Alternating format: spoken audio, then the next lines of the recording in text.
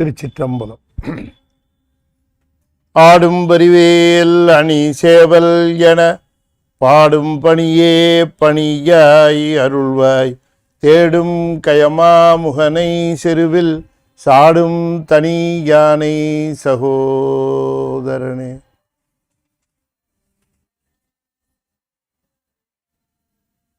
திருச்சிற்றம்பலம்.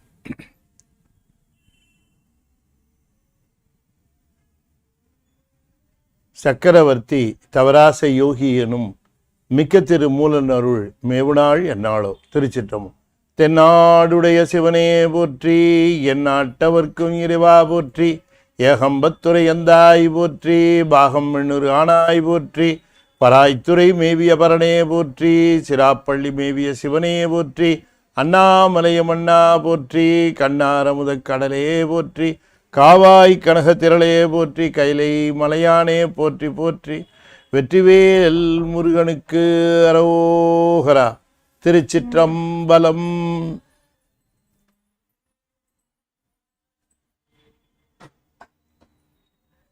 திருச்சிற்றம்பலம்.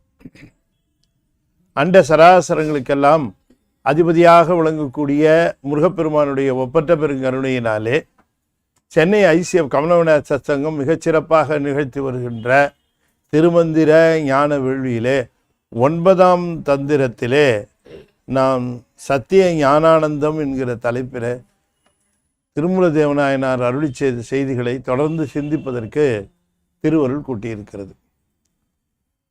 சத்திய ஞானானந்தம் என்பது மெய்ப்பொருளினுடைய இயல்பு என்று நாம் அறிய வருகிறோம். ஞானத்தினுடைய ஒரு பயனாக ஞான உதயம் என்கிற அந்த பகுதியில் ஞானமானது உதித்து தோன்றி வளர்ந்து நிறைவு பெற்று என்று சொல்லுகிற பொழுது ஆன்ம அறிவு பாச மலங்களிலிருந்து விடுபடுகின்ற அந்த நிலையையும், அதே நேரத்தில் விடுபட்ட உடனேயே பசு அறிவானது பதி அறிவோடு ஒன்றுபடுகின்ற அந்த நிலையையும் அது குறிக்கின்றது. பசு அறிவு என்பது சார்ந்து நிற்கின்ற ஒன்று என்று தெரிகிறது. எனவே அது தத்துவங்களை சார்ந்து நின்று பாசஞானத்தை முதலிலே அது பெருக்கிக் கொள்கிறது. கொஞ்சம் கொஞ்சமாக அறியாமையானது அதற்கு நீங்க ஆரம்பிக்கிறது. ஆனாலும் கூட தெளிவு இல்லாத காரணத்தினாலே தனக்கு துணையாக இருக்கக்கூடிய தத்துவங்களையே தானாக கருதி கொள்கின்ற அந்த மருட்சி அதனிடம் இருக்கிறது. அப்படி கொஞ்சம் கொஞ்சமாக அந்த மருட்சி தெளிய ஆரம்பித்து தத்துவங்களிலிருந்தும் விடுபட்டு, தத்துவங்களை கொண்டு தான் அது முதல்ல தெரிந்து கொள்ள ஆரம்பித்தது. இப்பொழுது தத்துவங்களிலிருந்தும் நீங்கி பதியருள் என்று சொல்லக்கூடிய பதிஞானம், ஞானம் வேறு அல்ல, அருள் வேறல்ல. அருளும் ஞானமும் ஒன்று தான். அருள், ஞானம், கருணை, திருவடி, ஆணை, சக்தி, இதெல்லாம் ஒரே பொருளை குறிக்கின்ற பல பெயர்கள். அப்படி இந்த ஆன்ம அறிவு பக்குவத்திற்கு வருவது, இப்படி ஆன்ம அறிவு பக்குவத்திற்கு வந்த பொழுது அந்த பதிஞானத்தை திருவருளை அது பெற்ற பிறகு அதனுடைய பயனாக அது பெறுவது இந்த சத்திய ஞானானந்தம் என்று குறிப்பிடுகின்றார். இது என்ன சத்திய ஞானானந்தம் என்று சொன்னால், அந்த மெய்ப்பொருளினுடைய இயல்பு இது. மெய்ப்பொருளினுடைய இயல்பு என்ன? அது நிலையானது. அதே நேரத்திலே அது குற்றமில்லாத ஞானத்தை உடையது. இதற்கு மேலாக அது பேரானந்தத்தை உடையது. இப்படி அதனுடைய இயல்பாக அதனை நாம் பார்க்கிறோம். இந்த சத்திய ஞானானந்தம் என்பது சச்சிதானந்தம் என்று சொல்லப்படுவது தான் சத்திய ஞானானந்தம் என்று சொல்லப்படுவது. எனவே நிலையில்லாத ஒரு ஆனந்தத்தை இது பிரபஞ்ச நிலையிலே தன்னுடைய தத்துவங்களை கொண்டு அது ஆனந்தம் இல்லாத ஒன்றை ஆனந்தம் என்று கருதி அதற்காக அது தன்னுடைய முயற்சிகளை மேற்கொண்டு வருவதை நாம் வாழ்க்கை முழுக்க பார்த்தோம். அது ஒன்றை அடைய வேண்டும் என்பதற்காக, அதில் இன்பம் இருக்கிறது என்று தெரிந்து கொள்ள வேண்டும் என்பதற்காக, அதை அடைய வேண்டும் என்பதற்காக பல்வேறு முயற்சிகள். ஒரு சிறு நிகழ்வு, அதாவது எங்கோ படித்தது என்று எண்ணுகிறேன். ஒரு வீட்டில் ஒரு பையன், அந்த பையன் வந்து அவனுக்கு வந்து ஒரு 7-8 வயசு, 8-10 வயசு இருக்குன்னு வச்சுக்கோங்களேன். அவன் இருக்கக்கூடிய பகுதி, அவன் தினம் பள்ளிக்கூடம் போவான். ரொம்ப ஏழ்மை குடும்பம். தாய் தான் இருக்கிறா, ஒரு வீடுகளில் பணி செய்து பொருளை வைத்து தன்னுடைய குழந்தையை மிக உயர்ந்த நிலைக்கு உயர்த்த வேண்டும் அப்படிங்கிற அந்த ஒரு அடிப்படையில் அந்த குழந்தைய படிக்க வச்சு எப்படியாவது தேர்த்திடணும்னு தாய் கடமையாக அந்த வீட்டுகளில் வேலை செய்து அதை கொண்டு பணம் ஈட்டி அந்த குழந்தையை வளர்த்து வருகிறாள். இந்த பையன் ஸ்கூலுக்கு போகும் பொழுதெல்லாம் அங்கே வழியில் ஒரு பெரிய ஒரு புதுசாக ஒரு ப்ரெட்டு கடை திறந்திருப்பான், ரொட்டி கடை. அந்த ரொட்டி கடை பார்ப்பான். இந்த பெருசு பெருசாக ரொட்டியை வச்சு ஸ்லைஸாக அறுத்து அதை திரும்ப வாசனை ரொம்ப இதாக இருக்கும். அந்த பையன் நினைப்பான், இந்த ப்ரெட்டு நமக்கு வாங்கி தர சொல்லணும் அம்மாவை அப்படின்னு நினைப்பான். அம்மாட்ட போய் சொல்லுவான், இந்த ப்ரெட்டு வாங்கி கொடு எனக்கு அப்படின்னு. அந்த தாய் சொல்லுவா, அதெல்லாம் ரொம்ப விலை ஜாஸ்தி, அது நம்மளால் வாங்க முடியாது. அப்போல்லாம் ப்ரெட்டு கொஞ்சம் விலை கூட தான், நமக்கு கஞ்சிக்கே இதாக இருக்குது, அதை எப்படா வாங்குறது அப்படின்னு சொல்லிக்கிட்டு அதை தவிர்க்கணும்னு நினைப்பா. ஆனால் அவன் என்ன சொல்லிடுவா, அது விலை ஜாஸ்தி அது இதுன்னு சொன்னால் பையன் எப்படியோ நினைப்பான்ட்டு. அப்போ அதெல்லாம் வந்து காய்ச்சல் வந்தால் தான்ப்பா அதெல்லாம் சாப்பிடுவாங்க, உடம்பு சரியில்லாதவங்க, காய்ச்சல் வரவங்க அதை சாப்பிடுவாங்க, உனக்கு எதுக்குடா இதெல்லாம் அப்படின்னு சொல்லிட்டா தாய். இவன் தாய் சொன்ன அந்த இதில் சமாதானம் ஆகலை, அதை சாப்பிட்ணும் அப்படின்னு நினைக்கிறான். கொஞ்ச நாளில் இந்த பையன் ஒரு நாள் ஸ்கூல்லேருந்து திரும்பி வருவான், ஒரே காய்ச்சலாக இருக்கும். என்னடான்னு பார்த்தா மழையில் உடம்பெல்லாம் நனைஞ்சு, பையெல்லாம் நனைஞ்சு ரொம்ப தொப்பையாக இருப்பான். எல்லாத்தையும் கழட்டி போட்டு, ஏண்டா இப்படி பண்ண, நின்றுட்டு வரக்கூடாதான்னு கேட்டு தாயே அவனை கொஞ்சம் சமாதானம் பண்ணி தொடச்சி கடிச்சு விட்டுருப்பான்னா ஜுரம் வந்துடும், ஜுரம் அடிக்க ஆரம்பிச்சிடும். அப்போ என்னடா அது கொதிக்குதாடா உடம்பு அப்படி. இப்போ அந்த பையன் கேட்பான், அம்மா எனக்கு ஜுரம் அடிக்குதாம்மான்னு. ஆமாம். அப்போ அந்த பையன் இந்த ஜுரம் அடிக்குதுன்னு ஒன்று அம்மாட்ட, அம்மா மருந்து வாங்கி தரியான்னு கேட்கல, அப்படின்னா ரொட்டி வாங்கி தருவியாம்மான்னு கேட்டான். ஏன்னா ஜுரம் வந்தால் ரொட்டி வாங்கி தருவாங்க அப்படின்னு சொல்லியிருக்குல்ல அந்த தாய். அதனால் இவனுக்கு டக்குன்னு இந்த ஜுரம் வந்துருச்சே, இப்போதாவது ரொட்டி வாங்கி கொடுப்பா அப்படின்னு நினச்சிட்டு உடனே தாய் அதை நினச்சி பார்க்குறான். ஏன்னு கஷ்டப்பட்டு கையில் இருக்கிற பணத்தை எடுத்துகிட்டு இந்த ரொட்டியை வாங்கி கொடுத்துடணும் அவனுக்கு அப்படின்ட்டு போவான். ஆனால் உண்மையிலேயே என்ன ஆகியிருக்குன்னு கேட்டால், இந்த காய்ச்சல் வர்றதுக்காகவே இந்த பையன் அந்த மழையில் நனைஞ்சிருப்பான். அந்த மழையிலேயே நின்று நனைஞ்சி இந்த காய்ச்சல் வரும் அப்படின்னு தெரிஞ்சது. பசங்க சொல்கிறது கேட்டே மழையில் நனைஞ்சால் காய்ச்சல் வரும் டாக்டர் கேட்டது, மழையிலேயே நனைஞ்சி காய்ச்சலை வர வச்சிருக்கான். இப்போ ரொட்டி வரப்போகுதுன்ட்டு ரொம்ப நல்ல வேளை ரொட்டி வருதுன்னு நினப்பான். அது அம்மா ரொட்டியை வாங்கி கொண்டு வந்து வச்சு அவனுக்கு உட்கார வச்சு அந்த ரொட்டியை பிச்சு கொடுப்பான். அதை பிச்சு அது வாயில் வச்ச உடனே அவ்வளவு கசக்கும். அது காய்ச்சல் இருக்குல்ல, இதுதான் வாழ்க்கை. அது உண்மையிலேயே அது ஒரு நிகழ்வாக இருந்தாலும் நினைவு என்னென்னா, எதையாவது ஒன்றை பெற வேண்டும் என்பதற்காக எத்தனையோ பேரை ஏமாத்துறது, எத்தனையோ பேரை வஞ்சிக்கிறது, எத்தனையோ பேரை பொய் சொல்கிறது, எல்லா விஷயங்களையும் செஞ்சு அதை பெற்ற பிறகு அதை அனுபவிக்க முடியுமான்னு கேட்டால், அதை அனுபவிக்கும் போது இதுக்காக இவ்வளவு கஷ்டப்பட்டோம் அப்படின்ட்டு நினைக்கிற மாதிரி அது ஆகும். எனவே அது உண்மையிலேயே அது ஆனந்தத்தை அனுபவிக்கலை. அது ஆனந்தங்கிறது எது அப்படிங்கிறத பதியோட அது ஐக்கியமாகி அதை அனுபவிக்கிற பொழுது தான் அந்த ஆனந்தத்தை அனுபவிக்கும். ஆகையினால அறிவு பொருளுக்கு ஆனந்தம் அறிவற்ற பொருளிலிருந்து எப்படி கிடைக்கும்? இது அறிவு பொருள். இது அறிவற்ற பொருளிலிருந்து எப்படி கிடைக்கும்? அறிவுள்ள பொருளிலிருந்து தான் கிடைக்கும். அது அறிவுள்ள பொருளாக இருப்பது சிவம். இப்போ சிவத்திலிருந்து பெறுகிற ஆனந்தம் தான் அதற்கு உண்மையான ஆனந்தம். அதனால் அந்த ஆனந்தத்தை இயல்பாக உடையது. அதனால் சத்து சித்த ஆனந்தங்கிறது சத்திய ஞான ஆனந்தம் என்று அதன் இயல்பை சொல்லுகிறார். இப்போ திரும்பவும் இந்த தெளிவுபடுத்துகிறார்.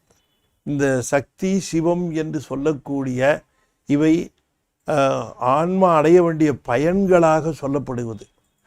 ஆன்மா திருவுருளை பெற்று பிறகு திருவுருளினாலே சிவத்தை பெற வேண்டும் என்பது தான் சைவ சித்தாந்தத்தினுடைய அடிப்படை கொள்கை. திருவருளின் என்பது ஞானம். எனவே பதிஞானத்தினாலே ஞானத்தால் அன்றி வீடு கொடானாகலான் என்று சொல்லுவது போல பதிஞானத்தால் அன்றி பரமானந்தம் கிட்டாது. எனவே பெற வேண்டிய பொருள்களில் பதிஞானமும் பரமானந்தமும் இருக்கிறது. இவற்றினுடைய இயல்புகள் என்ன என்று அதை தெளிவுபடுத்துகிறார். அப்படியே மூன்றாவது பாட்டு. சக்தி சிவம் பரஞானமும் சாற்றுங்கால் உய்த்த அனந்தம் சிவமுயர் ஆனந்தம் வைத்த சொரூபத்த சக்தி வருகுரு உய்த்த உடல் இவை உற்பலம் போலுமே. சக்தி சிவம் பரஞானமும் சாற்றுங்கால் உய்த்த அனந்தம் சிவமுயர் ஆனந்தம் வைத்த சொரூபத்த சக்தி வருகுரு உய்த்த உடல் இவை உற்பலம் போலுமே. கோளை மலர் என்று சொல்லுகிற அந்த உற்பலம் அந்த முத்திர பாட்டிலையும் அங்கேயும் சொல்லியிருந்தார். அந்த கோளை மலருக்கு ஒப்பாக இந்த செய்திகளை சொல்லுகிறார். கோளை மலருக்கு அது மலர் என்று சொல்லக்கூடிய கோளை மலர் ஒன்று தான். ஆனால் அதனுடைய இயல்புகள் பொலிவு, அதனுடைய ஒளித்தன்மை, அதனுடைய கருமை, அதனுடைய அழகு, அதனுடைய மற்ற குணங்கள் எல்லாவற்றையும் மலருக்கு ஆகி சொல்லுவது போல எல்லாமே மலரைத்தான் குறிக்கும். அதுபோல அந்த உற்பலம் போலுமே என்று இங்கேயும் அதனை ஒப்பு கூறுகின்றார். சக்தி சிவம் ரெண்டையும் நாம் சைவ சித்தாந்தத்தில் இரு நிலைகளாக பேசப்படுகிறது. திருவருள் நிலை, பிறகு சிவானந்த நிலை. திருவருள் நிலை இல்லாமல் சிவானந்த நிலை இல்லை. துரியம் இல்லாமல் துரியாதீதம் இல்லை. சிவயோகம் இல்லாமல் சிவபோகம் இல்லை. சிவயோகம் என்பது திருவருள் நிலை, சிவபோகம் என்பது ஆனந்த நிலை. எனவே இந்த இரண்டினை பற்றியும் நாம் கொஞ்சம் தெளிவாக தெரிந்து கொள்ள வேண்டும் என்று கருதுகிறார். அதனால் இந்த இரண்டினுடைய இயல்புகள் என்ன அப்படிங்கிறத நமக்கு ஏற்கனவே இந்த செய்திகள் தெரிந்தாலும் கூட அந்த செய்திகளை நினைவுபடுத்துவது போல கூறுகிறார். சக்தி சிவம் பரஞானமும் சாற்றுங்கால் உய்த்த அனந்தம் சிவமுயர் ஆனந்தம். அதை எப்படி சொல்லலாம்னா, சக்தி சிவம் சாற்றுங்கால் பரஞானமும் உய்த்த அனந்தமும் ஞானமும் உய்த்த அனந்தமும் என்று குறிப்பிடுகின்றார். உய்த்தன்னா ஞானத்தால் உய்த்த, ஞானம் உய்த்த தரப்பெற்ற, ஞானத்தால் தரப்பெற்ற அனந்தம் அப்படின்னு குறிப்பிடுகிறார். சக்தி சிவம் சாற்றுங்கால் பரஞானமும் உய்த்த அனந்தமும். அனந்தம்னா முடிவற்ற பொருள்னு அர்த்தம். அனந்தம் என்றால் முடிவில்லாத பொருள். சாற்றுங்கால் என்றால் இயல்புகளை சொல்லுவதாக இருந்தால், சக்தி என்று சொன்னால் அதனுடைய இயல்பு என்ன என்று கேட்டால் பரஞானம். சிவம் என்று சொன்னால் அதனுடைய இயல்பு என்ன என்று கேட்டால் அனந்தம்.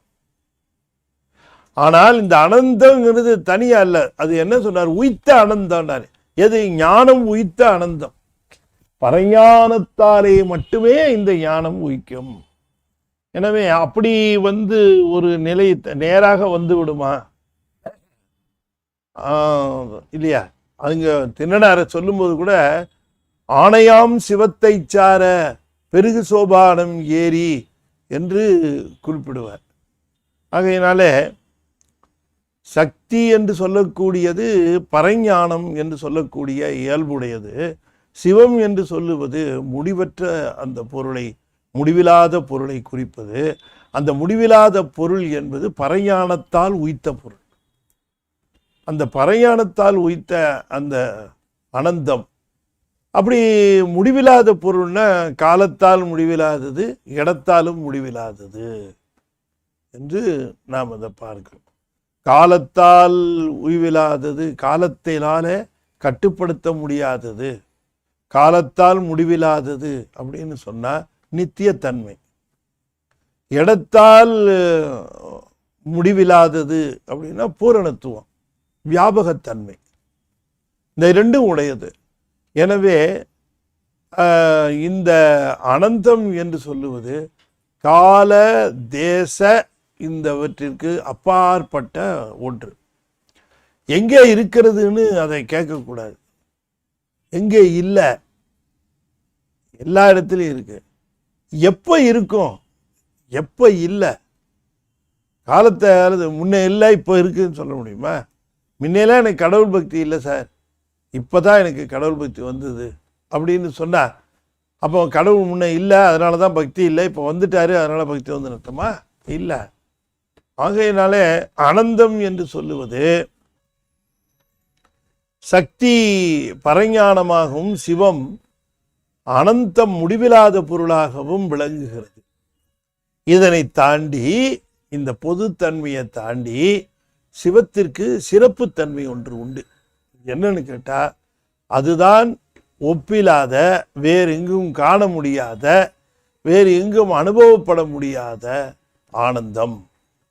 ஒரே இடம்தான், அந்த சிவத்திட்ட மட்டும்தான் அந்த ஆனந்தம். அந்த ஒரு ஆனந்தத்தை அது துய்த்தால் அந்த இடத்தை விட்டு அது வராது. அதனாலதான் அந்த ஆனந்தத்தை துய்ப்பதற்குரிய முறையில தகுதியை பெற்று அது அந்த ஆனந்தத்தை அனுபவிக்கிற பொழுது அந்த ஆனந்தத்திலே ஆழ்ந்து கிடக்கிறது, அப்பொருளை விட்டு நீங்காது. எனவே சக்தி சிவம் என்று சொல்லக்கூடிய அவற்றினுடைய பொது இயல்புகளாக பரஞானமும் முடிவில்லாத பொருளாகவும் இருக்கின்ற இந்த சிவத்திற்கு இயல்பு, தனி இயல்பு என்ன? அது உயர் ஆனந்தம், ஆனந்த வடிவினது, ஆனந்தமே அதனுடைய இயல்பாக உடையது. சக்தி சிவம் பர ஞானமும் உய்த்த ஆனந்தம், சிவம் உயர் ஆனந்தம். அப்ப இந்த உயர்வான இந்த ஆனந்தம், இந்த சக்தியினுடைய பரஞானம், இந்த உயர் ஆனந்தம் என்று சொல்லுகிற இந்த நிலையில இந்த ஆனந்தத்தை, இந்த இயல்பை அனுபவிக்கின்ற ஆன்மாவிற்கு இவை தொடர்பு ஏற்படுவதற்கு எப்படி சக்தி பரஞானமாக இருந்து அதன் மூலமாக முடிவில்லாத பொருள் கிட்டும் என்று சொல்லுகிற பொழுது, சக்தி என்று சொல்லக்கூடிய பரஞானம் எவ்வாறு ஆன்மாவிற்கு கிட்டும், எவ்வாறு வரும் என்று கேட்கிற பொழுது அதற்கு இந்த பதிலை சொல்லுகிறார். சக்தியினுடைய நிலவை அது ரெண்டு, ஒன்று சொரூபம், இன்னொன்று தடத்தம். சக்தி சொரூப நிலையில் இருக்கிற பொழுதும் தடத்த நிலையிலே இருக்கிற பொழுதும் அதனுடைய நிலை, சொரூப நிலையில் இருக்கிற பொழுது அதுக்கு திருவருள், தடத்த நிலையில் இருக்கிற பொழுது பல்வேறு நிலைகளிலே தொடர்பு கொண்டிருத்தல் இல்லையா? தன்னிலையிலே எந்த விதமான கலப்பும் இல்லாமல் நிற்கிற பொழுது திருவருள் என்றும், ஆனால் அதே நேரத்திலே மாயையை இயக்குவது, சுத்தமாயை இயக்குவது என்றெல்லாம் அது கீழே தன்னுடைய அந்த தொழில்களை செய்கிற பொழுது அதற்கு தடத்த சக்தி என்றும் அதற்கு பெயர். சரி, இப்படி தடத்த சக்தி ஆன்மாக்களோடு தொடர்பு கொள்ளுகிற நிலை நமக்கு நல்லாவே தெரியும். திரோபவ சக்தியாக இருந்து ஆன்மாவை அது இந்த பிரபஞ்ச செய்திகளோடு தொடர்பு படுத்தி, இந்த பிரபஞ்ச செய்திகளில் பெற வேண்டியவற்றை பெற்று அது அனுபவப்படுவதற்கு உலகத்தை காட்டிக்கொண்டு அது ஆன்மாவை செயல்படுத்துகின்ற தன்மை நமக்கு தெரியும், அந்த திரோபவ சக்தி. ஆனால் தடத்த நிலையிலே இருக்கக்கூடிய இந்த சக்தி நம்மை தொடர்புபடுத்துவது ஒருபுறம் இருக்க, திருவருள் நிலையில் இருக்கக்கூடிய சக்தி நம்மோடு தொடர்பு கொள்ளுமா என்று கேட்டால், அது தொடர்பு கொள்ளுகிற முறைதான் குரு என்று குறிப்பிடுகிறார். எனவே குரு என்பது தடத்த சக்தி அல்ல, அது தூய்மையான நிலையில் இருக்கக்கூடிய சொரூப சக்தி என்று இங்கே அந்த செய்தியை குறிப்பிடுகின்றார். எனவே சொரூப சக்தி சகலர்களிலே பக்குவம் பெற்று அந்த உயர்ந்த அந்த பொருளை அடைவதற்குரிய ஆர்வத்தில் சகலர்களுக்கு அந்த உரிய நிலையை தருவதற்கு பதிஞானத்தை வழங்க வேண்டும் என்கிற பொழுது சக்தியானவள் எடுத்துக்கொள்ளுகிற வடிவம்தான் குரு வடிவம்.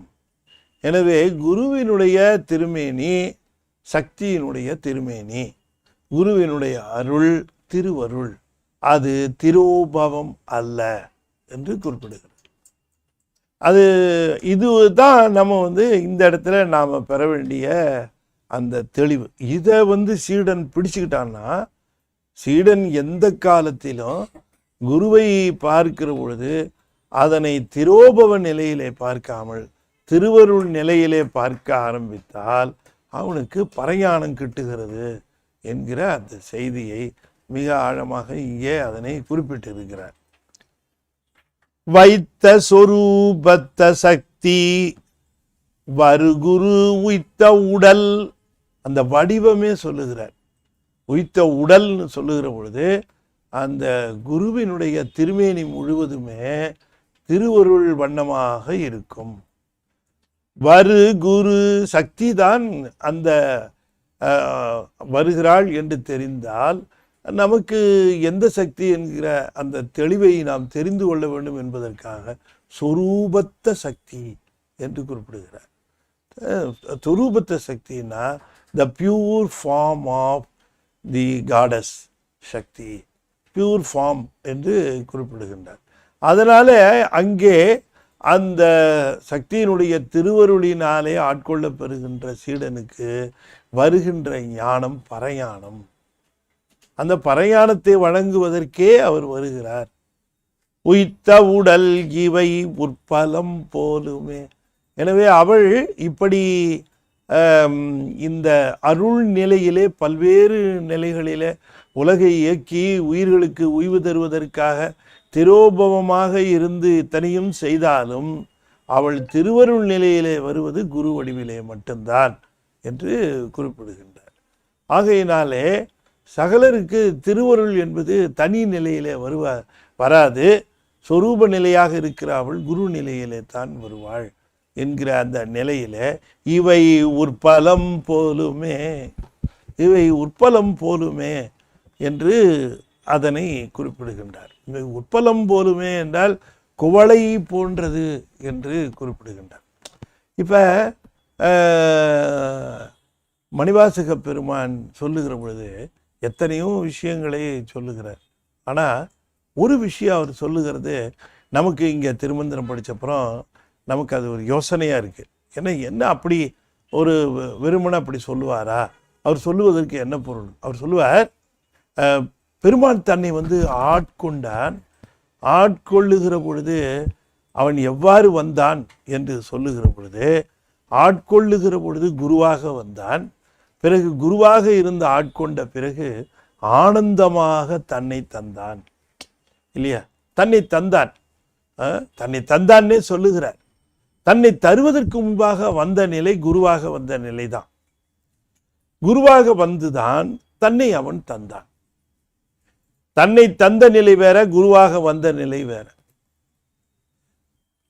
குருவாக வந்த நிலை வைத்த சொரூபத்த சக்தி வருகுரு, அந்த திருவருள் நிலையிலேயே வந்தார், திருவருளையே வடிவமாக வந்தார் அப்படிங்கிற அந்த நிலையில வந்துட்டு அதுக்கப்புறம் எனக்கு ஆனந்தத்தை தந்தது உண்டனை கொண்டது என்றனை சங்கரா ஆர்கொளோ சதுரர் என்று கேட்கிறார். அந்த ஒன்றில்லா ஆனந்தம் பெற்றேன். வாங்கிட்டார் ஆனந்தத்தை. அப்ப குருவா வந்து ஆனந்தம் தரல, குருவா வந்து தருவது ஞானம். அதற்கு பிறகு அந்த ஞானத்தால் உய்த்தது ஆனந்தம். அந்த இதை எப்படி சொல்றாரு பாருங்க மணிவாசகர் குறிப்பா. அது சொல்லுகிறார், எப்படி வந்தாராம் அவர் சிவபெருமான். குவளை கண்ணி கூரன் காண்க, புரியுதா உங்களுக்கு? அவளும் தானும் உடனே காண்க. இப்ப இந்த குவளை கண்ணி என்று அது குறிப்பிடுவது குருவாக வந்து திருவருளை தந்து, அதுக்கு தான் இந்த குவளையை எடுத்து கையாளுகிறார்கள். குவளை கண்ணி கூரன் காண்க என்று சொல்லுகிறவர் குரு நிலையில வந்தவர். அவளும் தானும் உடனே காண்க, அது உய்த்த அனந்தம். அது அந்த உய்த்த அனந்தம் ஆனந்தமாக இருந்தது என்று அதனை இப்பதான் அதுக்கு அந்த வரிக்கு அர்த்தம் புரியுது. குவளை கண்ணி கூரன் காண்க அப்படின்னா அம்பாலும் அவளும் உடனே வந்தார் அப்படிங்கிற மாதிரி நம்ம பொருள் சொல்லுகிறோம். ஆனா அதுல ஆழமாக பார்க்கிற பொழுது ஏன் குவளை கண்ணின்னு சொல்லணும் என்று பார்க்கிற பொழுது திருமூலர் சொல்லியிருக்கார், திருவருள் நிலையை குவளை என்றுதான் சொல்ல வேண்டும் என்று சொல்லி தந்திருக்கிறார். அந்த குவளை கண்ணி என்பது திருவருள் நோக்கு, அருள் நோக்குத்தான் அந்த குவளை கண்ணி என்பது. அதை அங்க மணிவாசகர் கையாண்டு இருக்கார். அப்படி குவளை கண்ணி கூரன் காண்க அவளும் தானும் உடனே காண்க. அவ வந்த உடனேயே இவர் வந்துட்டார். அவர் வந்தாத்தான் இவர் வருவார். குரு வந்தாத்தான், பரஞானம் வந்தாத்தான் இது வரும் அப்படிங்கிற அந்த தொடர்பு மணிவாசகர் அவ்வளோ நுட்பமாக வச்சிருக்காருங்க. ஆனால் எந்த காலத்தில் அதுக்கு அர்த்தம் திருமூலர் படித்தாத்தான் அது பொருள் தெரிகிறது. அதனால இவை உற்பலம் போலுமேனார். உற்பலம்னா குவளை போலுமே என்று சொல்லுகிறார். குவளை போலுமே என்று சொல்லுகிற பொழுது குவளை என்பது திருவருள் நோக்கு. இந்த குவளை என்று சொல்லக்கூடிய ஒன்று முன்னமையும் அந்த அந்த ஒரு மலரைத்தான் எடுத்து உதாரணம் சொல்லுகிறார். இன்னியல் உற்பலம் ஒன் சீர் நிறம் மனம் பண்ணிய சோபை பகராரும் ஆனதே என்று அங்கேயும் குறிப்பிடுகிறார். ஆகையினால நமக்கு இப்போ என்ன தெளிவாகிறது என்று சொல்லுகிற பொழுது, எங்கே எல்லாம் கோளை என்று திருமுறைகளில் வருகிறதோ அங்கெல்லாம் திருவருள் நோக்கு என்பதை நாம் மறந்து விடக்கூடாது. இதை ஒரு பாட்டில் இல்லை 3 பாட்டில் எடுத்து கையாளுகிறார் நம்ம திருமூலர்.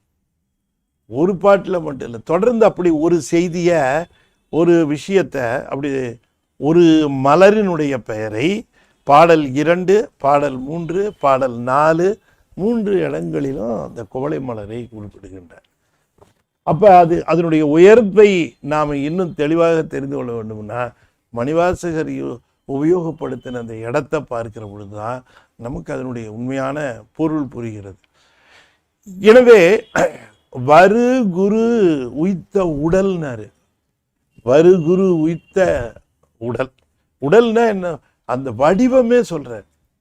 அதனாலதான் தெளிவு குருவின் திருமேனி காண்டல். அதனாலதான் வருகுரு உய்த்த உடல் என்று அதனை எந்த வடிவம் இருக்கிறது அல்லவா, அந்த வடிவமே உற்பலம் போலுமே. எனவே பதிஞானத்தை சீடனுக்கு பதிவிக்க வருகிறவர் தான் இந்த குரு. அவர் வேற யாரும் இல்லை, திருவருள் தான். திருவருள் சக்தியே அந்த சொரூபத்த சக்தி வருகுரு. ஆனந்தம் சிவம் உயர் ஆனந்தம் வைத்த சொரூபத்த சக்தி வருகுரு உய்த்த உடல் இவை உற்பலம் போலுமே என்று அங்கே சொல்லி, ஆகையினாலே சக்திக்கு இயல்பு சிவத்திற்கு இயல்பு சொல்லி இந்த சக்தியினுடைய திரோபவ நிலையிலே அதனுடைய இயல்புகளெல்லாம் நாம் சொல்லவே வேண்டியதில்லை, நமக்கு அது அனுபவம். ஆனால் அதனுடைய சொரூபத்த சக்தியினுடைய இயல்பு தான் குரு, குருவும் குருவினுடைய அருளும். எனவே குருவினுடைய அருளை நாம் திருவருளாகவே பாவிக்க வேண்டும், திருவருள் சக்தியாகவே பாவிக்க வேண்டும் என்கிற அந்த அப்போ பார்க்கிற பொழுது மணிவாசகரை பொறுத்த வரைக்கும் திருவருள் நிலையில் மறைவையில் அந்தரனாய் வந்து அவருக்கு திருவருள் நிலையிலே வந்தார். அவரும் அதை புரிந்து கொண்டார், அதை தெரிந்து கொண்டார்.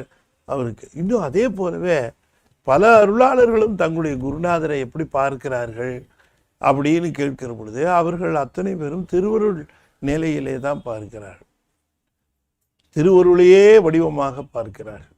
இது ஒரு சிறப்பு.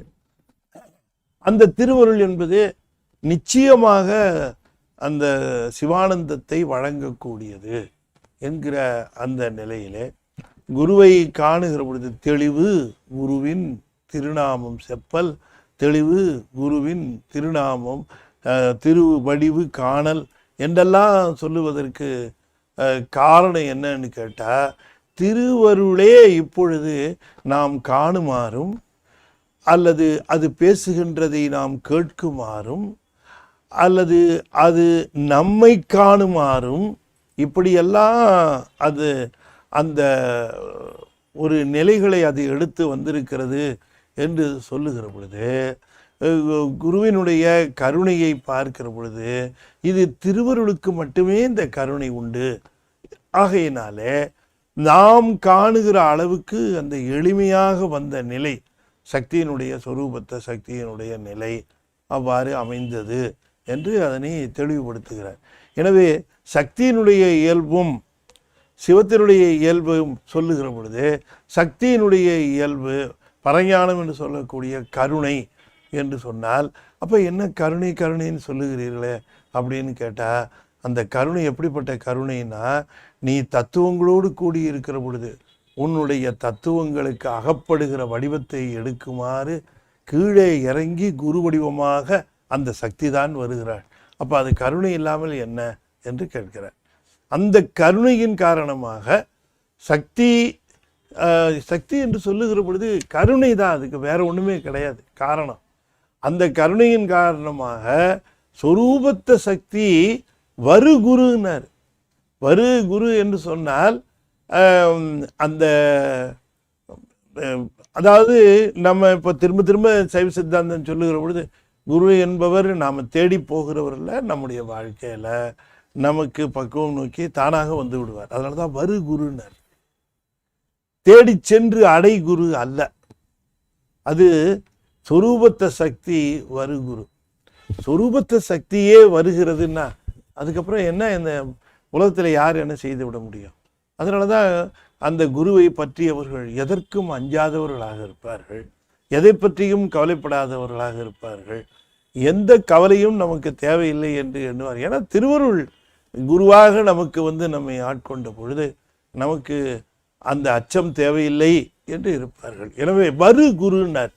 குருவாக வருகின்ற கருணை அந்த சொரூபத்த சக்திக்கு உண்டு.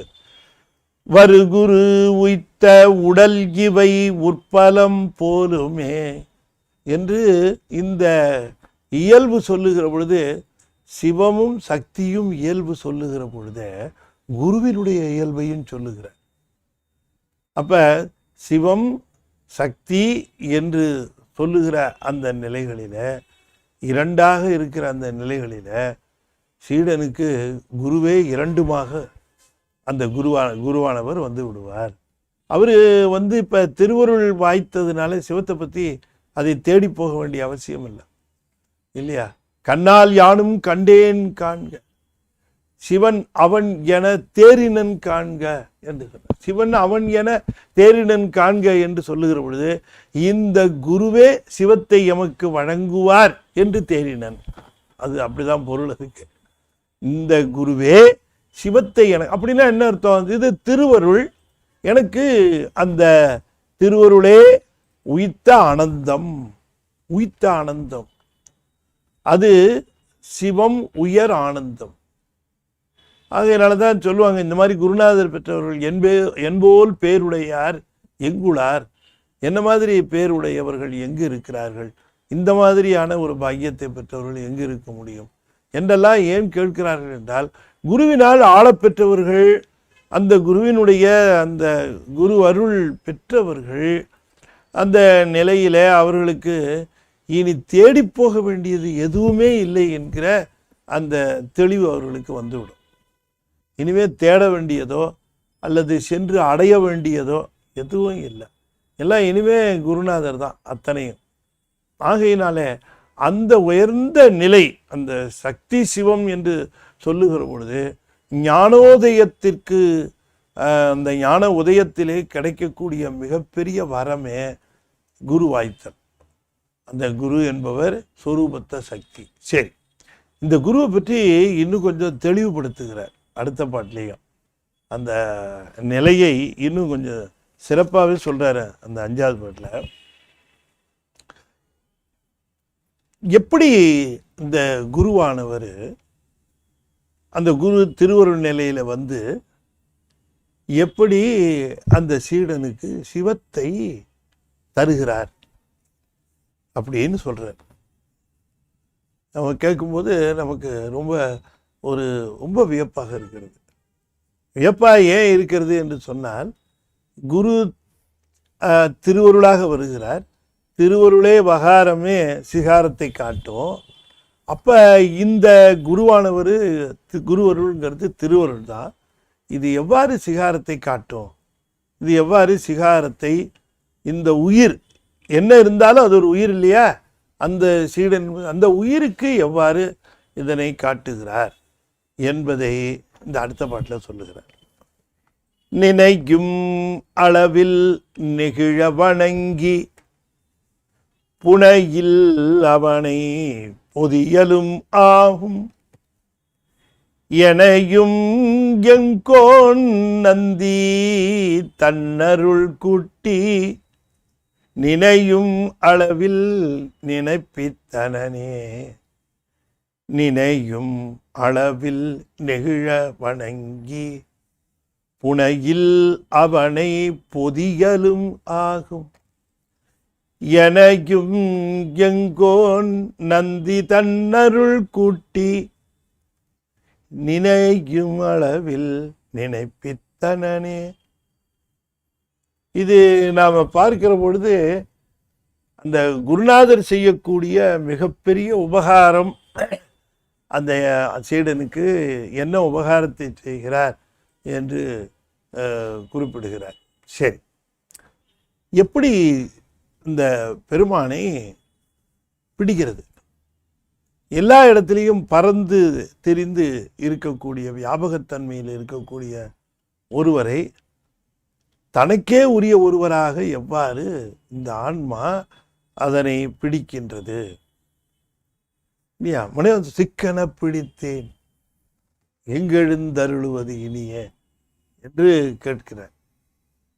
சிக்கன பிடித்தேன் எங்கெழுந்தருளுவது இனிய அப்படின்னு கேட்டா, சிக்கன நீ தான் இங்கேயே ஒன்றை நான் பிடிச்சிட்டேன்னா எதுக்கு நான் உன்னை தேடிட்டு வரணும் அப்படின்னு கேட்குறேன்.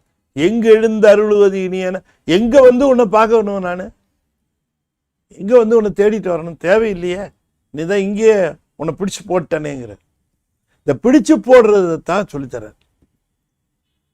எப்படி சிவத்தை ஆன்மா பிடித்து போடுகிறது என்பதை அந்த சீடனுக்கு அந்த ரகசியத்தை அதை செய்து கொடுக்கிறார் அப்படின்னு சொல்லுகிறார்.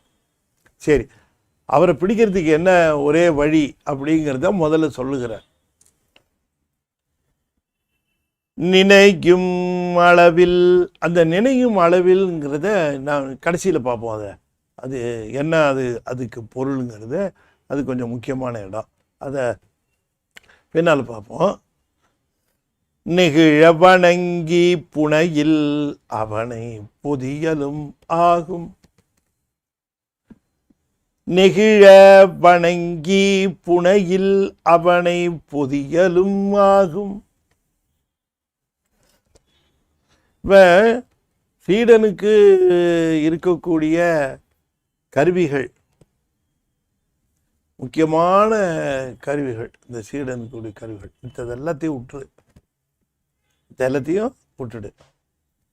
2 முக்கியமான கருவிகளை நீ கருத்திலே வைத்துக்கொள் அப்படின்னு சொல்லுகிற.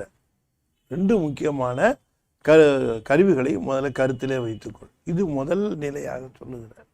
என்னன்னாரு, ஒன்று நெகிழ வணங்கி.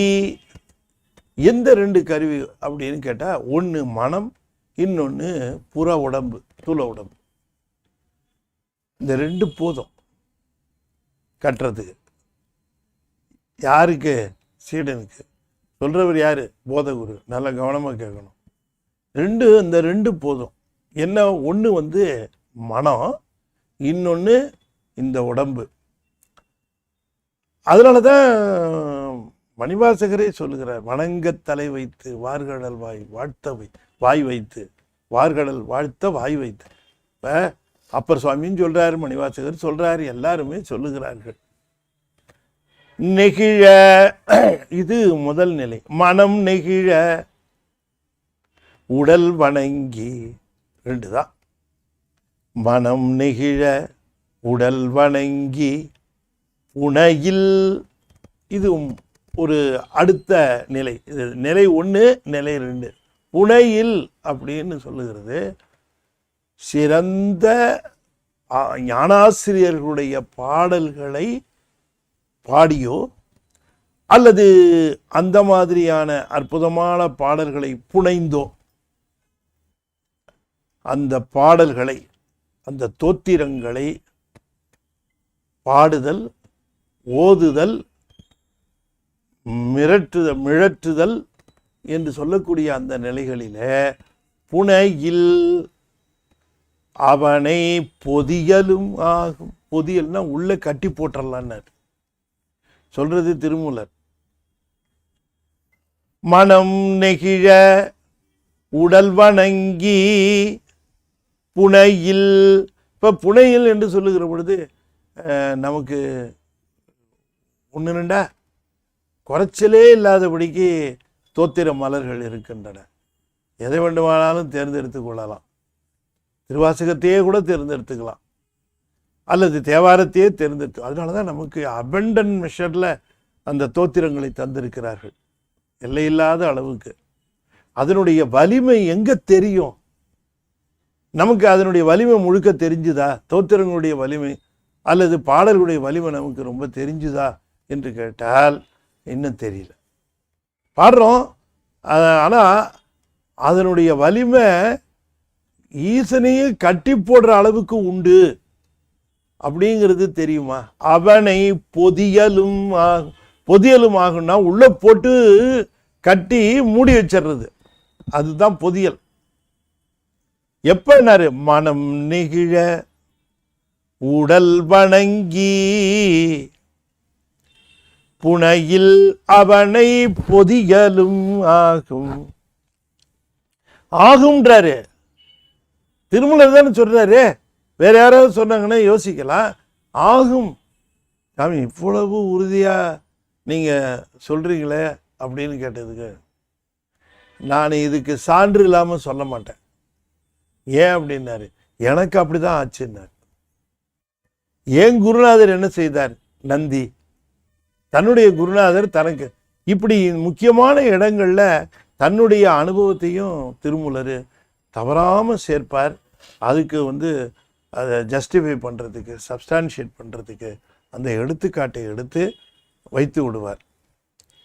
எனையும் எம் கோன் நந்தி, எம்முடைய ஞானாசிரியராக இருக்கக்கூடிய என்னுடைய நந்தியம்பெருமான் குருநாதர். அது குருநாதருடைய திருநாமத்தை சொல்றதுல கொஞ்சம் கூட யோசிக்க மாட்டார் இல்லையா? பல பேரும் தம்முடைய பெருமைகளை சொல்லுகிற பொழுது தாம் அந்த பெருமை பெற்றது யாரால அப்படிங்கிறத சொல்லாமலேயே தாமே அந்த பெருமைக்குரியவராக காட்டிக்கொள்வார்கள்.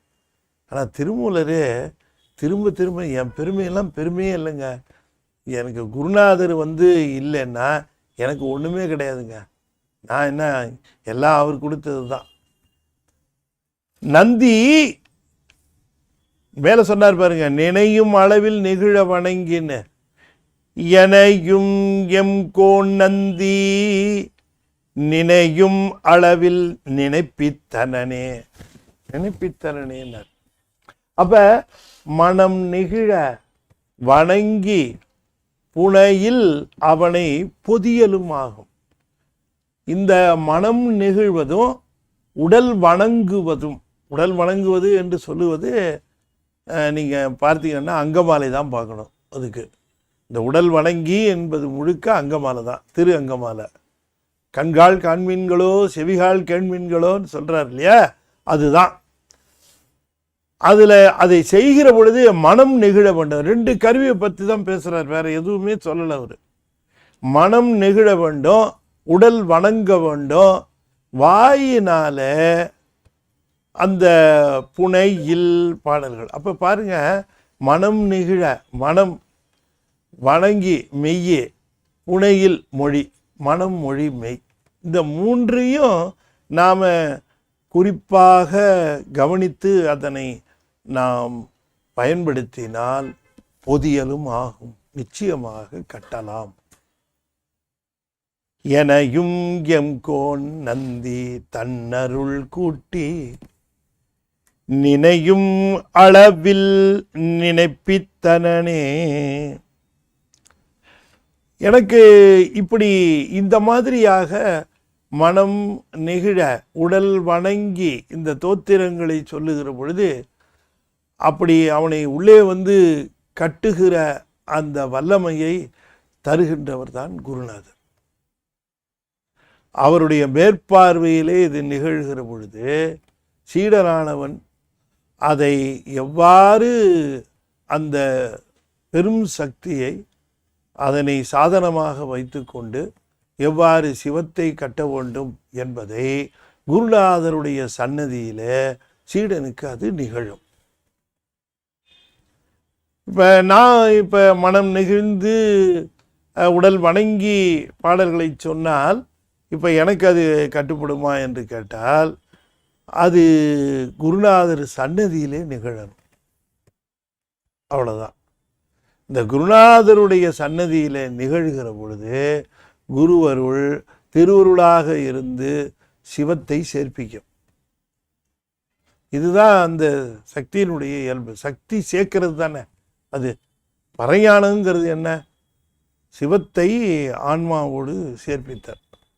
அப்போ இந்த குரு என்று சொல்லக்கூடியவர் சீடனுக்கு இதனை சேர்ப்பிப்பார். சரி, அவர் எப்படி சேர்ப்பிப்பார் அப்படின்னு கேட்கிற பொழுது தான் ஒரு முக்கியமான செய்தி சொல்றார். நினையும் அளவில், நினையும் அளவில், நினையும் அளவில்னா சீடன் அதற்கு பக்குவப்பட்டிருக்கிறான் என்று குரு நினைத்த அளவில். அதுதான் ரொம்ப முக்கியம். அப்ப நாம் குரு மட்டும் பக்குவம் வந்துருச்சு இவனுக்கு என்று அவர் நினையும் அளவில். ஏன் நினைக்கிறார் அவர் அந்த அளவுனா, இது தேரிடும் இல்லையா? இப்போ அப்படித்தானே குகநமச்சிவாயர் குருநமச்சிவாயரை கிளம்பிட்டாரு. என்னப்பா இதை கட்டிட்டிய, அவர் சன்னதியில் தான் நிகழ்ந்தது அது. அந்த குகநமச்சிவாயருங்கிற அந்த குருநாதருக்கு முன்பாக குருநமச்சிவாயருக்கு அது கூடிற்று. நீ போங்கிறாரு, இவர் போகவே மாட்டேன். நான் போய் என்ன பண்ணுவேன், உங்களை விட்டு எதுக்கு என்ன அனுப்புறீங்க நீங்க அப்படின்னு கேட்கிறார். இல்லை போ, நீ கட்டிட்ட போ அப்படின்றார். உள்ளதான் இருக்கிறார் உனக்கு, நீ போ. அதை தெளிவுபடுத்தி உன் உள்ள இருக்கிறாரு, வந்துட்டார், போ நீ என்று சொல்லுகிறார். மரபையில் அந்தண்ணா வந்ததுக்கு பிறகு அவர் திரும்ப வரவே இல்லை. நல்லா எண்ணெய் வச்சுக்கணும். வேற வேற வடிவங்கள் காட்டினார். குதிரை வீரனாக வந்தார், வேறு பல வடிவங்களில் வந்தார். ஆனால் அந்த மரபையில் அந்தண்ணா குருவாக வந்த பிறகு அவர் கிளம்பிட்டார். நான் தெல்லையில் வந்து உன்னை பார்க்குறேன். ஏன்னா உள்ளே கட்டியாச்சு திருவருள், அங்கே சிவமானது உள்ள. அதனாலதான் சிக்கன பிடித்தேன் எங்கெழுந்தருள் உடல் இடம் கொண்டாய் யான் இதற்கிலன் ஒரு கைமாறு சொல்றார் இல்லையா? என் பரமல்லா இன்னருள் தந்தாய் யான் இதற்கு இளன் ஓர் கைமாறு. அப்ப உள்ள எப்ப நடந்தது? திருப்பெருந்துறையில குருநாதர் வந்த பிறகு. குருநாதர் திருப்பெருந்துறையில எப்ப வந்தாருன்னா நினையும் அளவில். இந்த சீடனுக்கே பக்குவம் இருக்கிறது என்று நினைக்கும் அளவில்னா பக்குவம் வந்து விட்டது என்று கருதுகிற அளவில் அவர் சன்னதியில் அந்த மனதினாலே நெகிழனர், நினைக்கன்னு சொல்லலை, அங்கதான் கவனிக்கணும். மனதால் நினைத்து வாயால் உரைத்து மெய்யால் வணங்கி அப்படின்னு சொல்லுகிற இடத்துல மனதால், திருமூலருடைய வார்த்தைகளை கவனிக்கணும். மனதால் நெகிழனர், இந்த நினைவுனால மனம் நெகிழ்ந்து போயிடும். அப்போ மனம் என்ன பண்ணும், எப்பவுமே கெடுதல் பண்ணுற மனம் நெகிழ்ந்த நிலையில் உயர்ந்த அந்த பணியை செய்யும். மனம் அந்த மிக உயர்ந்த பணியை அது செய்யும். நெகிழ்ந்த மனம் மிக உயர்ந்த பணியை அது செய்யும். அதனால தான் நெகிழன்னு போட்டார். நினைக்கும் அளவில் நெகிழ வணங்கி புனையில், புனையில் என்று சொல்லுகிற பொழுது பாடல்கள் தான் புனையணும் அப்படிங்கிறது இல்லை. அங்கே வந்து பார்த்தீங்கன்னா புனையின்னா பூமாலை கூட, பூமாலை புனைந்தேத்தேன் அப்படின்னு கூட முனிவாசம். எனவே புனைதல் என்பது பூமாலைக்கும் பாமாலைக்கும் பொதுவாக வச்சுட்டார். பாமாலை புனையிற அளவுக்கு எனக்கு பூமாலை புனை இல்லையா? பூமாலை புனை நாயன்மார்களை எல்லாருமேவா பாட்டு பாடினாங்க? எல்லாருமா இல்லை. முருகநாயனார் பூமாலை தான் இல்லையா? அந்த மாதிரி தொண்டு செய்தவர்கள். எனவே புனையில் என்று சொல்லுகிற பொழுது மாலை புனைதல் என்பது அது பூமாலையாகவும் இருக்கலாம், பாமாலையாகவும் இருக்கலாம். அப்படி அவனை பொதியலும் ஆகும், அவன் கட்டி வைக்கிறதுக்கும் அது கூடும் ஆகும், பொதியலும் ஆகும். அப்போ அவனை உணர்தலும் ஆகும்னு சொல்றதுக்கு மேலே கட்டியே வச்சுப்பிடலாம். அவன் உணர்தல், அவனை வந்து தரிசித்தல், இதெல்லாம் கட்டி வச்சிடலாம். எப்போ வேணாலும் பார்க்கறதுக்கு, எப்போ வேணா உணர்றதுக்கு வச்சுக்கலாம், எப்போ வேணா அப்படின்னா இல்லையா? வேணுங்கிறப்ப நீங்கள் வந்து நம்ம வீட்டில் வண்டி எடுத்துகிட்டு போகலாம். உங்களுக்கு எங்கே போகணுமோ வந்து வண்டி எடுத்துகிட்டு போங்க. அதெல்லாம் இல்லை, வண்டியை நீங்களே வச்சுக்கோங்க, எப்போ வேணுமோ எடுத்து போய்க்கங்க அப்படின்னா அது மாதிரி எப்போ வேணுமோ அப்போ அந்த மாதிரி பொதியலும் ஆகும்னார். எங்களுடைய நந்தி என்ன செய்தார்? தன்னருள் கூட்டி, இந்த தன்னருள் கூட்டுவது தான் மனம் நெகிழ உடல் வணங்கி புனைகிற பொழுது அந்த அருள் கூட்டுவார், அந்த உள்ளே இருக்கக்கூடிய சிவம் தாபிக்கப்படும். அந்த அருள் கூட்டுகின்றதுன்னு இருக்குது இல்லையா? அதான் தன்னுடைய அந்த திருப்பார்வை, அந்த ஸ்பரிசம், திருவடி தீட்சை என்று சொல்லக்கூடிய இத்தனையும் நிகழ்கிறது அல்லவா? இத்தனையும் எதற்காகன்னா தன்னருள் கூட்டி. ஆகையினாலே இந்த இயல்பு இந்த சீடனுக்கு குருவருளாக இருக்கக்கூடிய சொரூபத்த சக்தி வருகிறதே, அந்த சொரூபத்த சக்தி அது என்ன செய்யும் என்று சொன்னால் சீடனுக்கு சிவனை கிட்டுமாறு செய்யும். அந்த கிட்டுமாறு செய்தல் என்பது நினையும் அளவில் இந்த சீடனுக்கு பக்குவம் இருக்கிறது என்று தெரிந்த உடனேயே அந்த அளவில் தன்னுடைய அருளை கூட்டி அந்த சீடனுக்கு மனம் நெகிழ உடல் வணங்கி புனைகின்ற அவனுக்கு உள்ளே அந்த சிவத்தை கட்டுமாறு, உள்ளேயே கட்டுமாறு என்று சொன்னால் எப்பொழுதும் ஆனந்தத்திலே திளைக்குமாறு. நினையும் அளவில் நினைப்பித்தனனே, நினையும் அளவில் அப்படின்னா மேலே சொன்ன நினையும் அளவில் தான் என்னுடைய அந்த பக்குவத்தை பார்த்து அதனாலே என்னையும் எம்கோன் நந்தி தன்னருள் கூட்டி நினைப்பித்தனனேனார். சிவத்தை நினைப்பித்தனனே. சிவத்தை நினைப்பித்தல் என்று சொன்னால் எப்பொழுது எங்கே நினைக்கணும் அங்கே வந்து என் முன் தோன்றினனே சொல்றார்ல, என் முன் என் முன் வந்து எதிர் நிற்பனே அப்படிலாம் சொல்றார் இல்லையா? இதெல்லாம் என்ன பொருள்? உள்ளே பொதியலும் ஆகும். அதுதான் பொதியலும் ஆகும் என்று சொல்லுகிற பொழுது அங்கேயே அந்த வேண்டும் என்கிற பொழுதெல்லாம் அந்த திருவருளை குருவருளை உணருமாறு வைத்தல், அதைத்தான் இங்கே குறிப்பிடுகின்றார். நினைக்கும் அந்த நினையும் அளவில் என்று சொல்லுவது அந்த போதகுரு வருவதற்குரிய பக்குவம். இப்போ மணிவாசகருக்கு குருநாதர் வந்தார். இன்னும் பெரிய பெரிய செய்திகள்லாம் நம்ம குரு வாய்த்தவர்களை எல்லாம் நம்ம பார்க்கிற பொழுது நினையும் அளவில் என்று சொல்லுவது பக்குவம் வந்து விட்டது என்று நினைத்த அளவிலே. அந்த நினையும் அளவில்னா அதற்கு பக்குவம் வந்து விட்டது அப்படின்னு தாமதிக்கவே மாட்டாங்க. எதுக்கு டிலே பண்ணணும்? இந்த உயிர் எதுக்கு இன்னும் துன்பப்படணும்? அந்த பேரானந்தத்தை அனுபவிப்பதற்குரிய அந்த அந்த அட் தி அர்லியஸ்ட் அதை சாதிக்கிறார். அதனால் அந்த குரு வேற யாரும் இல்லை, அது திருவருள் தான். அது அந்த திருவருளாக இருக்கிறதுனால தான் அது உள்ளத்தில் அந்த சிவத்தை ஸ்தாபிக்க முடியும். வேற யாராலையும் முடியாது, வேற யாராலையும் அவ்வாறு செய்ய முடியாது. எனவே மனம் நெகிழ உடல் வணங்கி அந்த சீடரானவனுக்கு இவ்வாறு இருக்க என்று ஆணையிடுவார். நீ இவ்வாறு செய்க என்று சொல்லுவார்.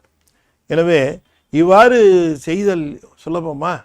ஏன் அப்படின்னு, மனம் நெகிழ, சரி, மனம் நெகிழ வணங்கி புனையில். சரி, இப்போ நமக்கு இதை பார்க்கிற பொழுது ஒரு சின்ன ஒரு எண்ணம் தோணும். என்னன்னு கேட்டால், இப்போ மனம் நெகிழ உடல் வணங்கி புனையில்ங்கிறது இப்போ அவர் இருந்தால் தானா நம்மளே முயற்சி பண்ணி அது மாதிரி செய்ய முடியாதா என்று கேட்கிறோம். மனம் நெகிழ உடல் வணங்கி புனையில் அப்படின்னு நம்ம மொழிந்தோ மாலைகள் சொல்லியோ நம்மளே அதை முயற்சி பண்ணி நம்ம அவனை பொதியலும் ஆகும் செய்ய முடியாதா? குருநாதர் வருகிற நினைக்கிறது தான் பண்ண முடியுமா அப்படின்னு கேட்டால், அதுக்கு ரொம்ப அழகாக அதை குறிச்சிருக்கார். என்னன்னு கேட்டால், இப்போ நீ என்னதான் மன நெகிழ என்னதான் உடல் வணங்கி செய்தாலும் எப்போவுமே மனதில் அந்த நெகிழ்ந்து அந்த உடல் வணங்கி என்ன செய்தாலும் என்ன தோணும்னா, சிவன் எட்ட முடியாதவனாகவே தோன்றுவான், அடைதற்கு அரியவனாகவே தோன்றுவான், நினைப்பிற்கு அப்பாற்பட்டவனாகவே தோன்றுவான். நம்ம என்னதான் மனம் நெகிழ்ந்து உடல் வணங்கி பாமாலைகள் புனைந்து செய்தாலும் ஏன் அது வலிமை உடையதாக பவர்ஃபுல்லாக இல்லைன்னு கேட்டால், நம்மை அறியாமலேயே உணர்வு இறைவன் எட்டுதற்கு அரிதானவன், எட்டுதற்கு எளிமையானவன் அல்ல, அவன் ரொம்ப பெரியவன், ரொம்ப உயரத்தில் இருக்கிறான் என்கிற அந்த ஒரு நினப்பிலேயே அது சாத்தியப்படுவது குறைச்சலாக இருக்கும். ஆனால் அதே நேரத்தில் குருநாதர் முன்பாக இருக்கிற பொழுது அது என்ன நிகழும்னா, அவன் எட்டுதற்கு அரியவன் அல்ல, இதோ இங்கே எய்த்தாப்பில் இருக்கிறது தான் அது, இதுதான் அந்த சிவம், இதுதான் அந்த பரங்கருணை என்று அதை எட்டுதற்குரியதாக எண்ண வைக்கும் குருநாதருடைய சன்னதி. அதனால தான் அந்த சீடர்கள் மடத்தில் இருக்கக்கூடிய தம்பிரான்கள்லாம் குருநாதரை வணங்குகிற பொழுது எப்படி எண்ணுவார்கள் என்று சொன்னால், எட்டதற்கு அரிதானது இங்கே பிறையை மறைத்து கொண்டு சடையை மறைத்து கொண்டு மானுட வடிவம் தாங்கி இங்கே வந்திருக்கிறது எங்கள் சிவமே என்று எண்ணுகிறதற்கு காரணம், எட்டுதற்கு அரியான நிலையில அது எளிமையாக குருநாதராக இருக்கிற பொழுது, அவருடைய சன்னதியிலே இருக்கிற பொழுது, இதோ இங்கே இருக்கிறவர் எனக்காக வந்திருக்கிறார் என்கிற பொழுது மனம் நெகிழும். இதோ இவரை வணங்குகிற பொழுது பெருமானையே வணங்கியதாக எனக்கு உள்ளம் தோணும் என்று அவரையே நெகிழ மனம் நெகிழ அவரையே வணங்கி அவருக்கே பூமாலைகளை சிவமாக பாவித்து வணங்குகிற பொழுது அவனை பொதியலும் ஆகும். இதுதான் அதுக்கு உள் பொருள். நினையும் அளவில், எந்த நினையும் அளவில் என்று சொன்னால் பக்குவம் என்ன என்று கேட்டால், எதிர்த்தாற் போல இருக்கிற குருநாதர் சிவமேதான் என்கிற அளவிலே அது எட்டுதற்கு அரிதான பொருளாக தெரியாமல் எனக்காகவே அது இறங்கி வந்திருக்கிறது, கருணை புரிவதற்காகவே அது இங்கே வந்திருக்கிறது என்கிற அந்த அளவிலே மனம் நெகிழ உடல் வணங்கி புனையில் அவனை பொதியலும் ஆகும். அப்ப நினையும் அளவில் நெகிழ வணங்குவது குருநாதரை. எப்படின்னார், சிவமாகவே மனம் நெகிழ வணங்கி, சிவமாகவே உடல் வணங்கி, சிவமாகவே புனையில் அவனைங்கிறது அந்த இடத்துல குரு அல்ல, சிவனை பொதியலும் ஆகும். என்று அந்த உள் நிலையில அதை சொல்லுகிறேன். எனவே போத குரு வந்துட்டா சிவன் எளிமையாக அருகே இருக்கிறவனாக வந்து விடுகிறான். போதகுரு வந்ததுக்கு பிறகு இல்லையா, போதகுரு வந்தாச்சுன்னா சில சமயம் பார்த்தீங்கன்னா செங்கல்பட்டு வந்துருச்சுனாலே சென்னை வந்த மாதிரி ஃபீல் வந்துடும். செங்கல்பட்டு சென்னைக்கு 65 கிலோமீட்டர் இருக்கு, இருந்தாலும் செங்கல்பட்டு வந்தாலே ஊர் வந்த மாதிரி ஃபீல். அது போல குருநாதர் வந்துட்டாலே சிவத்தை அடைந்ததாக. அதனால ஒன்றும் வித்தியாசம் கிடையாது.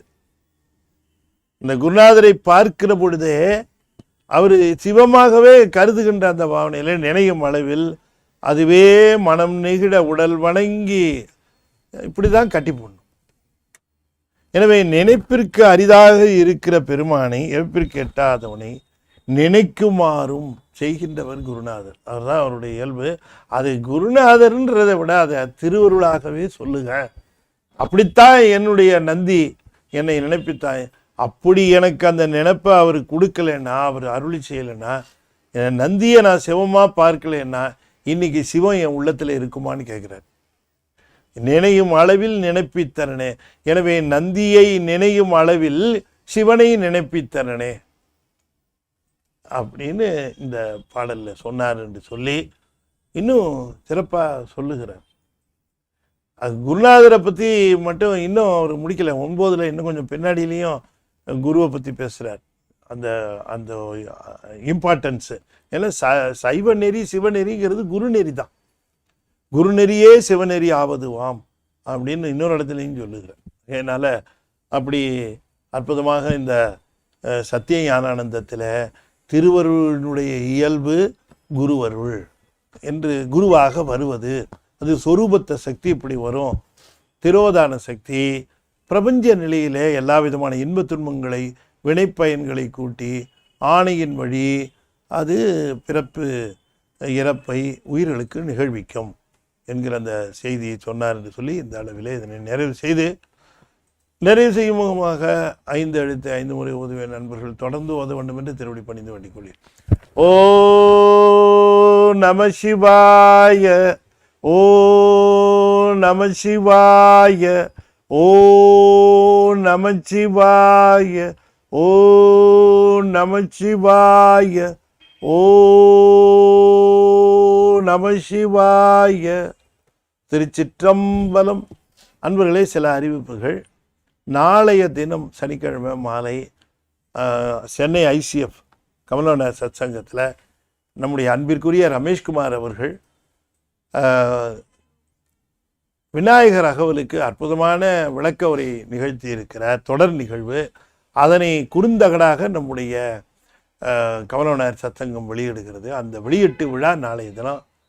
அதில் வரவேற்புரை சிவசீனிவாசன் அவர்கள் குறுந்தகடு பற்றிய விளக்க உரை நம்முடைய மணிவாசகம் ஐயா, பிறகு அடியன் வெளியிட வணக்கத்திற்குரிய போற்றுதலுக்குரிய பனசை அருணா அவர்கள் பெற்றுக்கொள்கிறார்கள். பிறகு வாழ்த்துறை நிறைவாக ரமேஷ்குமார் அவர்கள் ஏற்புரை வழங்குகிறார்கள். அனைவரும் வந்திருக்கு, அதனை சிறப்பிக்க வேண்டும். அதே போல் நீங்கள் மறுநாள் காலையிலேயே, அதாவது 3ஆம் தேதி அன்னைக்கு காலையில் மணிவாசகர் குரு பூசை விழா ரொம்ப சிறப்பாக நடக்க இருக்கு. நம்முடைய பெருமைக்குரிய திருமறைக்காடு சிவகுமார் அவர்கள் ஓதுவார் அவர்கள் அங்கே திருமுறை இசை வழங்குகிறார்கள். பிறகு அடியன் சொற்பொழிவாற்ற இருக்கிற திருவாசகம் பற்றிய சொற்பொழிவு காலை 9:30 மணிக்கு தொடங்கி மதியம் 1:30 மணி வரைக்கும். மணிவாசகருடைய குரு பூசை ஆணி மகம் ஆகையினால அவசியமாக வந்திருந்து குருநாதருடைய குரு பூசையில் நீங்கள் கலந்து கொள்ள வேண்டும் என்கிற விண்ணப்பத்தை வைக்கின்றேன். பிறகு 12ஆம் தேதி செவ்வாய்க்கிழமை திருப்புகழ் அருளி செய்த அருணகிரிநாத சுவாமியினுடைய குரு பூசை நம்முடைய வில்லிவாக்கம் ஹைதராபாத் டாக்டர் சிவா அவர்கள் இந்த நிகழ்ச்சியை சிறப்பாக சுக்கிநிகேதன் ஆர்ட்ஸ் அகாடமி சார்பாகவும் நம்முடைய கமல விநாயகர் சத்சங்கம் சார்பாகவும் மிகச் சிறப்பாக அன்றைய தினம் நிகழ்த்துகிறார்கள். அடியன் திருப்புகழ் விளக்க உரை சொல்ல இருக்கிறேன் இதிலும் அவசியமாக அது மாலை நிகழ்வு, மாலை 6 மணிக்கு தொடங்குகிறது. கமலவனார் சத் சங்கத்தில் நீங்கள் வந்திருந்து இந்த 3 நிகழ்வும் கமலவனார் சத் சங்கத்தில் நேராக நடக்கிற நிகழ்ச்சிகள். அதில் நீங்கள் வந்து கலந்து கொள்ள வேண்டும் என்று உங்களை விண்ணப்பித்து கொண்டு, வழக்கம் போல் நம்முடைய ஞானத்திரளுக்கு நல்லாதரவு நான் கேட்டுக்கொண்டே இருக்கிறேன். ஞானத்திரள் எங்கள் சின்னம், அதனால் அதில் தவறாமல் வாக்களிக்க வேண்டுமாய். எனக்கு வேற கொடியெல்லாம் நமக்கு கிடையாது, நம்ம சின்னம் ஞானத்திரள் சின்னம், அதை மறக்கக்கூடாது, மறந்தும் இருக்கக்கூடாது. அதனால் யாரெல்லாம் பார்க்குறீங்களோ அவங்களையெல்லாம் இந்த சின்னத்துக்கே ஓட்டு போட சொல்லி நீங்கள் கேட்கணும். அவங்கள வருஷத்துக்கு ஒரு தடவை ரெனியூ பண்ணிக்கணும் என்று சொல்லி உங்களை அன்பான அந்த ஆதரவை எதிர்நோக்கி அதில் வர கட்டுரைகளுக்கும் நீங்கள் ஸ்பான்சர் பண்ணலாம் என்று சொல்லி இந்த அளவிலே நிறைவு செய்து விடைபெறுகிறேன். மீண்டும் சந்திப்போம் என்று கூறி விடைபெறுகிறேன். நன்றி, வணக்கம். திருச்சிற்றம்பலம். தென்னாடுடைய சிவனே போற்றி, என் நாட்டவர்க்கும் இறைவா போற்றி, வெற்றிவேல் முருகனுக்கு அரோகரா. திருச்சிற்றம்பலம்.